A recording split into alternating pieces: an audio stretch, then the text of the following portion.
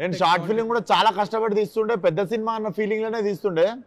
So పెద్ద cinema తీసినప్పుడు కూడా షార్ట్ ఫిలిం అన్న ఫీలింగ్ లోనే తీస్తుండే.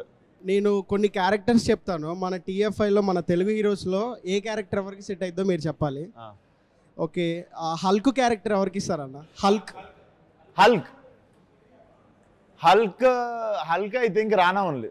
ఓకే, ఐరన్ మ్యాన్ అన్న? Iron Man Ram Charan. Okay, Captain America? Captain America can be NTR. Black Panther? Skip అన్న. Black Panther skip. Spider Man అన్న? Spider Man Allu Arjun. Thor అన్న? Thor Prabhas. Yes. And last and final Doctor Strange అన్న? Doctor strange Balayya. Yes. Thanos అన్న? Thanos.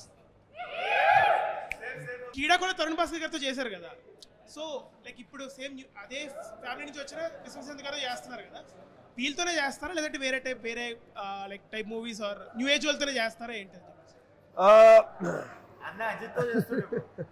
ఇక్కడ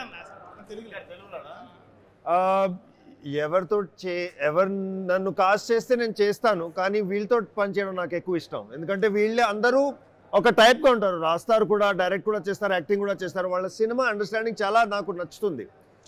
అందరితో పాటు చేస్తాను, కానీ వీళ్ళతో పాటు చేయడం నాకు ఎక్కువ ఇష్టం. మెయిన్ యాక్సెస్ ఎక్కడి నుంచి వస్తుంది అంటారు? మెయిన్ ఇక్కడి నుంచి వస్తుంది అంటున్నారా? నా ఆఫర్స్ అంటుంది. ఆఫర్స్ రాకపోయినా నేను వస్తాను. సార్ నీతో పాటు పని చేయాలని నేనే వస్తాను, వీళ్ళే ఆఫర్ చేయడం అవసరం లేదు. రైట్. జనతా గ్యారేజ్ సినిమా, ఈ సినిమాకి ఒక లింక్ ఉంది, గ్యారేజ్. అలాగే నేను ఇంకో లింక్ కూడా యాడ్ చేద్దాం అనుకుంటున్నా.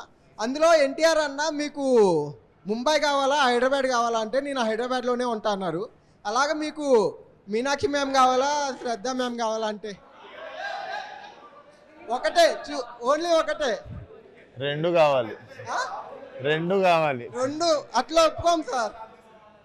ఇదిగో ఎన్టీఆర్ అని ఓన్లీ హైదరాబాద్ చూస్ చేసుకున్నారు. రెండు కావాలి నాకు.